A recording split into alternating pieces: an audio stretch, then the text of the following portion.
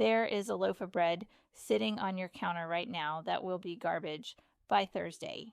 You bought it Monday, maybe Tuesday, full of good intentions about sandwiches and toast and soup at the end of the week, and by Wednesday evening, you will press your thumb into the top of it and feel that familiar give, that dry, dense, unhappy resistance that tells you the bread has beaten you again.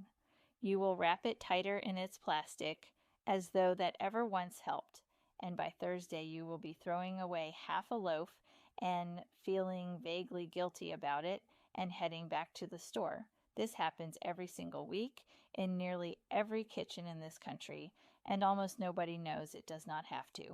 My name is Ruth Yoder.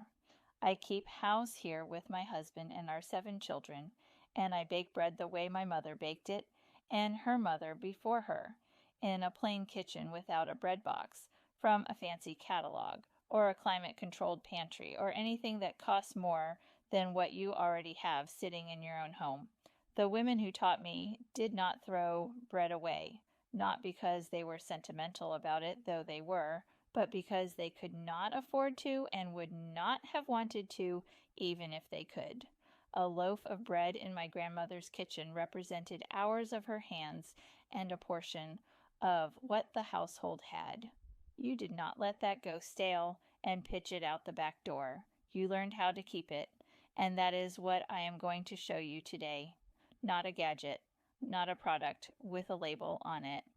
The actual method, the one that has kept bread fresh in plain homes for longer than any of us have been alive, and the honest science behind why it works, because I think you deserve to understand the thing and not just be handed a trick to follow blindly. The real problem: why bread goes stale. Here is what nobody ever told you about stale bread, and once you hear it, I promise you will never look at a loaf the same way again. Most people, when they find their bread has gone hard and dry and unpleasant, reach the same conclusion. The moisture left the loaf. The bread dried out. Makes sense. Bread feels dry when it is stale. So the obvious fix is to keep the moisture in, which is why everyone reaches for the plastic bag, wraps that loaf up tight, seals every pocket of air out, and then is baffled when the bread is still stale 2 days later, just now also slightly damp and on its way to moldy. Here is the truth. Bread does not go stale because it dries out. Bread goes stale because of what happens to the starch inside it. When you bake a loaf of bread, the heat causes the starch granules in the flour to absorb water and swell up and soften into that tender, open, lovely crumb you pull apart on the first day.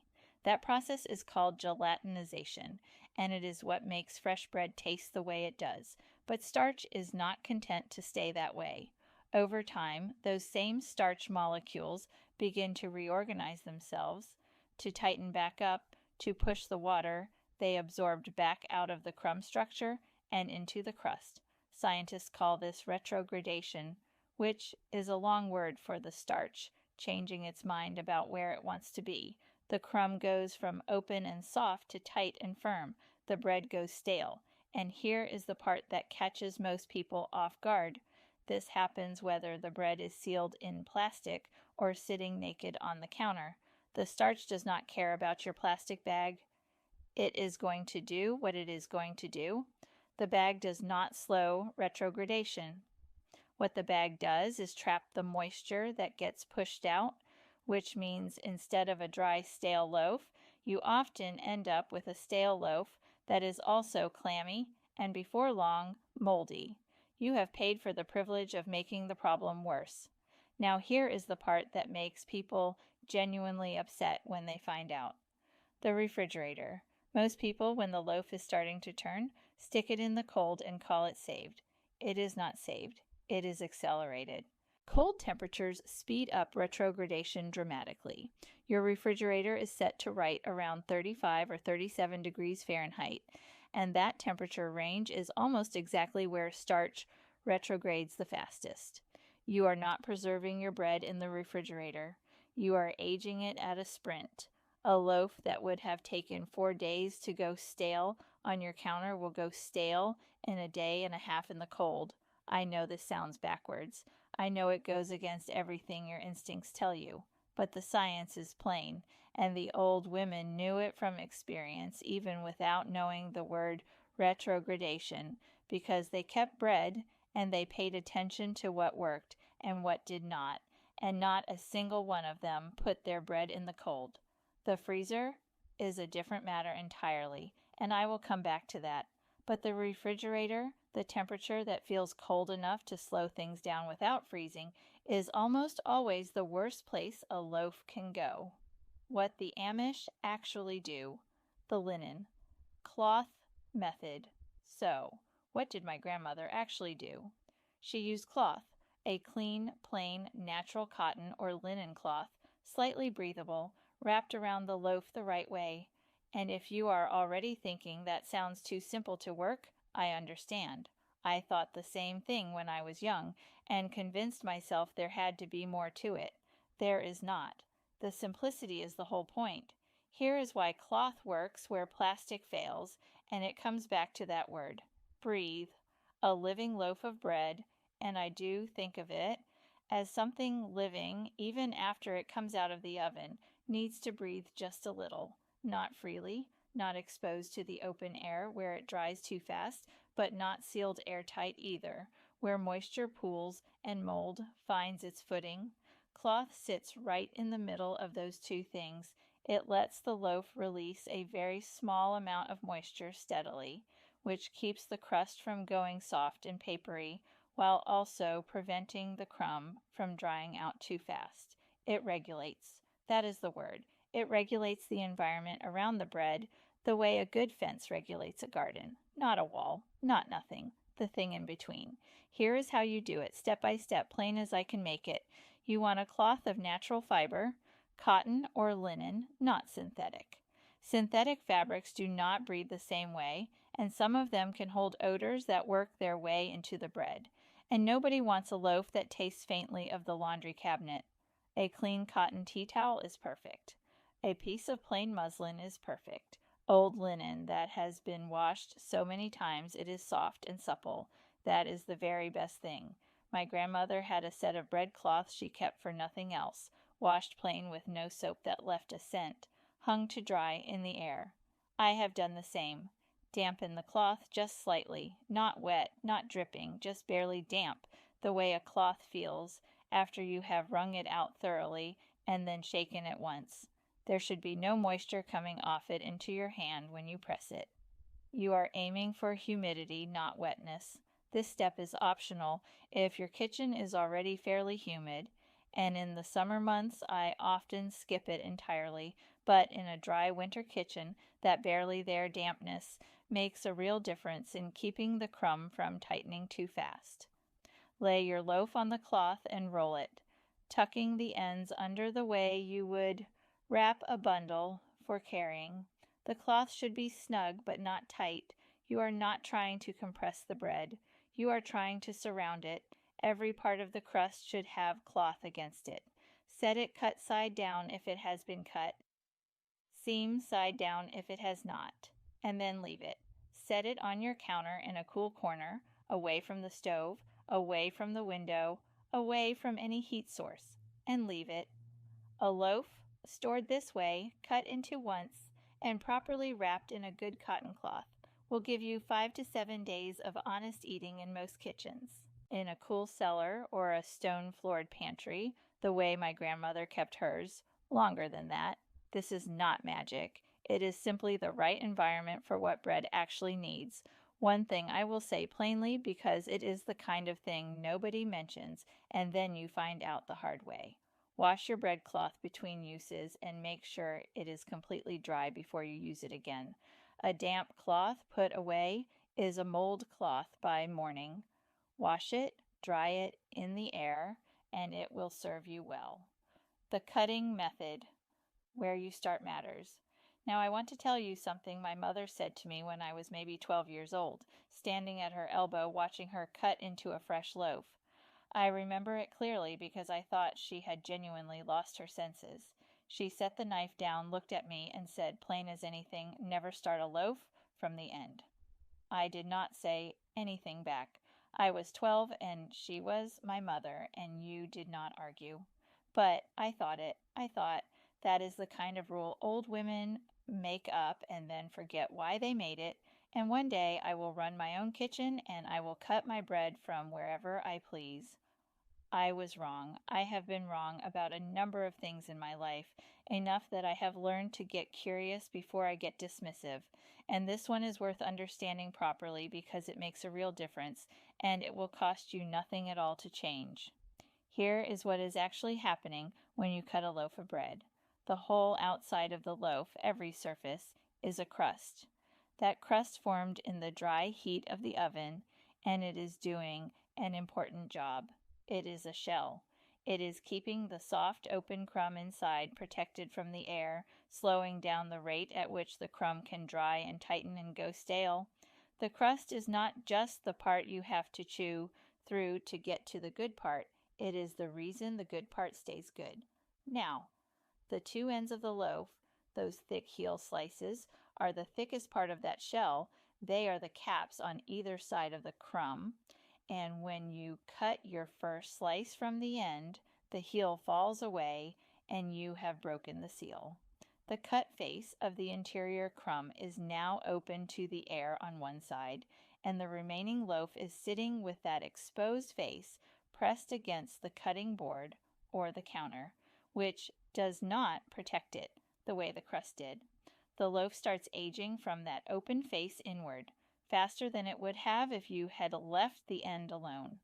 When you cut from the middle instead, the logic flips entirely. You cut two slices out of the center, you take what you need, and then you press the two halves back together. The cut faces meet. The crumb is sealed back up behind itself, and both ends of the loaf are still capped, still intact, still doing exactly what they were made to do. The loaf is very nearly as protected as it was before you touched it. My husband learned this the hard way in our second year of marriage, started a loaf from the end on a Monday, came to me by Tuesday wondering why the bread had gone off so fast. I did not say, "I told you so," out loud. I thought it quite clearly, though, and I believe that is only fair. Cut from the middle. Press the halves back together when you are done. You will add at least a day or two to that loaf from that one change alone, and not a penny spent doing it. Where you store it, placement, and temperature. Let us talk about where in your kitchen the bread actually lives, because this matters more than most people think, and almost nobody gets it right. Your counter, if it is near the stove, is too warm. Heat is the partner of retrogradation, especially in the range between 60 and 80 degrees Fahrenheit. Every hour your bread sits near a warm stove, it is aging faster than it needs to. A sunny windowsill is beautiful and terrible for a loaf of bread. Light and warmth together will have that crumb tightened up before your afternoon is done. The ideal spot is cool, dark, and slightly ventilated, not cold, not the refrigerator, as we have already settled, but cooler than the warmest part of your kitchen. A stone floor pantry, a cellar shelf, a cool corner cabinet near an outside wall of the house. In my grandmother's farmhouse, the bread lived in the corner of the back pantry where the stone wall kept the air a natural 55 or 60 degrees in every season. The bread lasted in a way that still seems almost impossible to people who have only ever kept bread on a modern kitchen counter.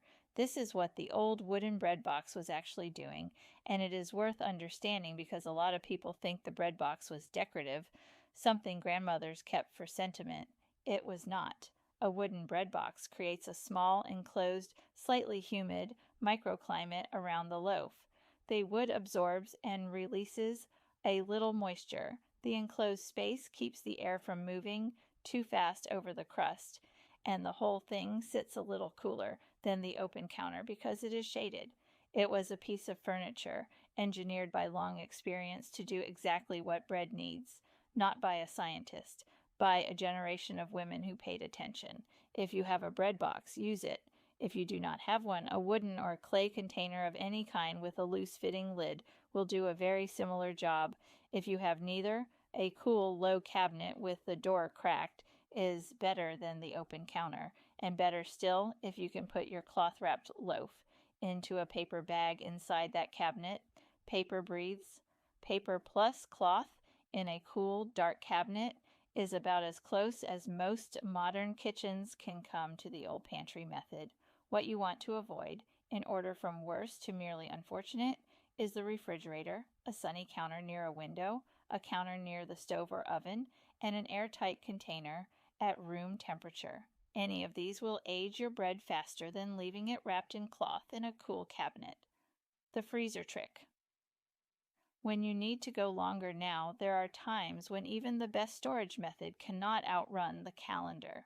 You bake 2 loaves, and the family is smaller that week, or you bought more than you needed, or summer arrives and nobody wants bread in the heat, and you have got half a loaf going nowhere fast.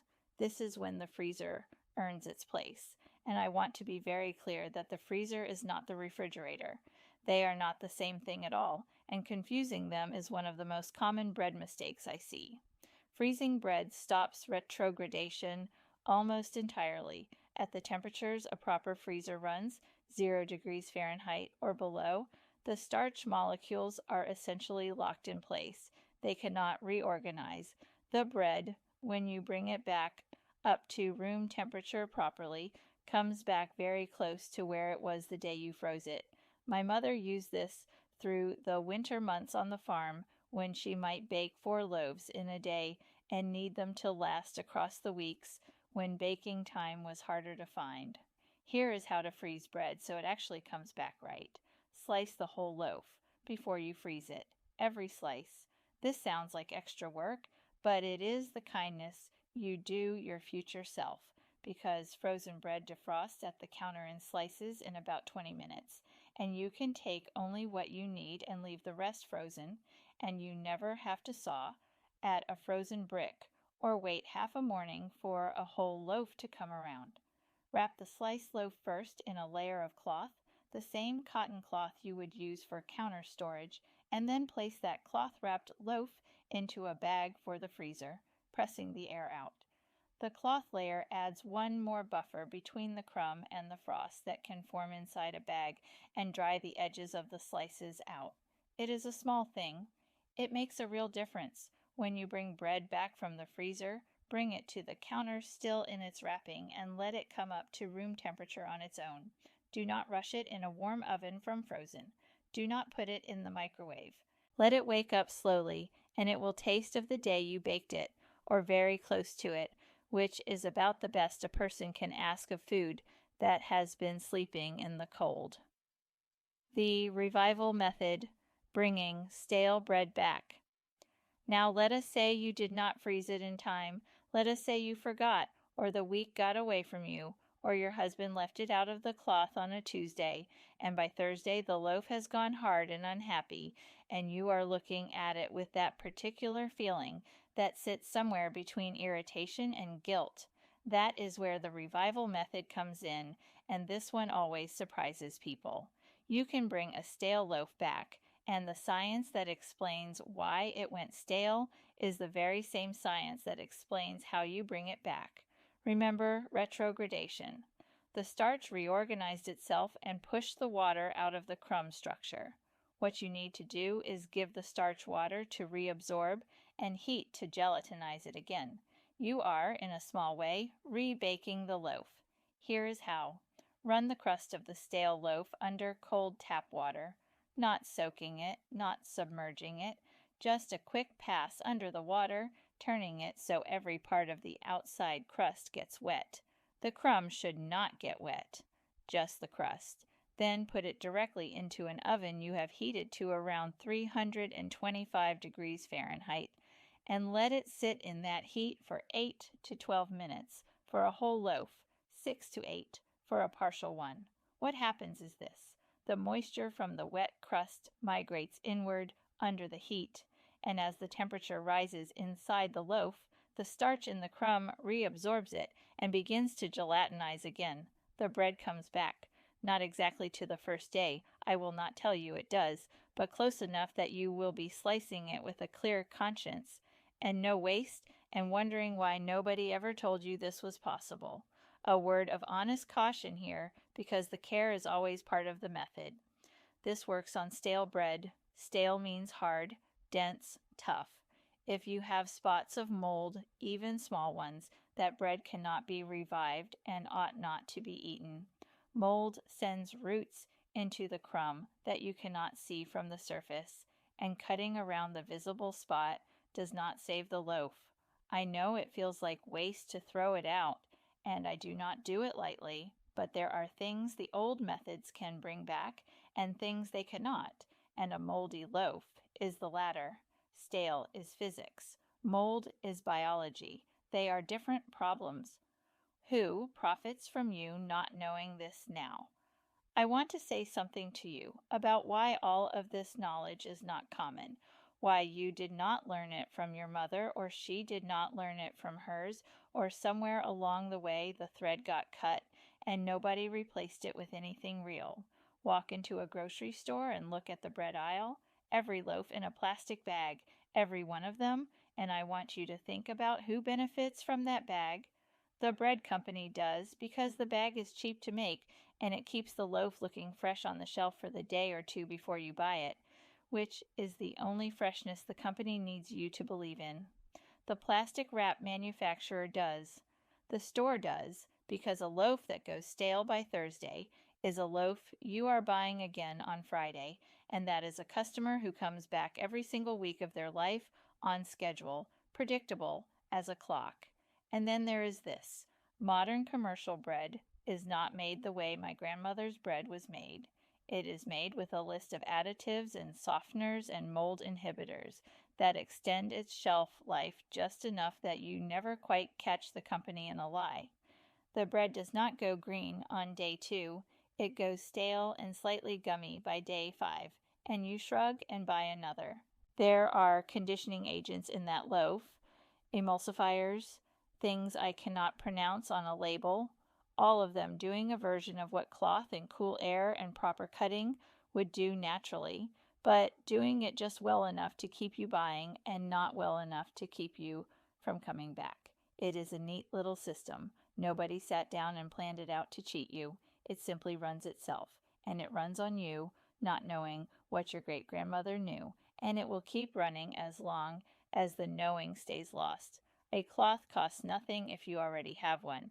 A cool cabinet costs nothing. Cutting from the middle costs nothing. Wrapping the stems of knowing and handing them down from one pair of hands to the next costs nothing.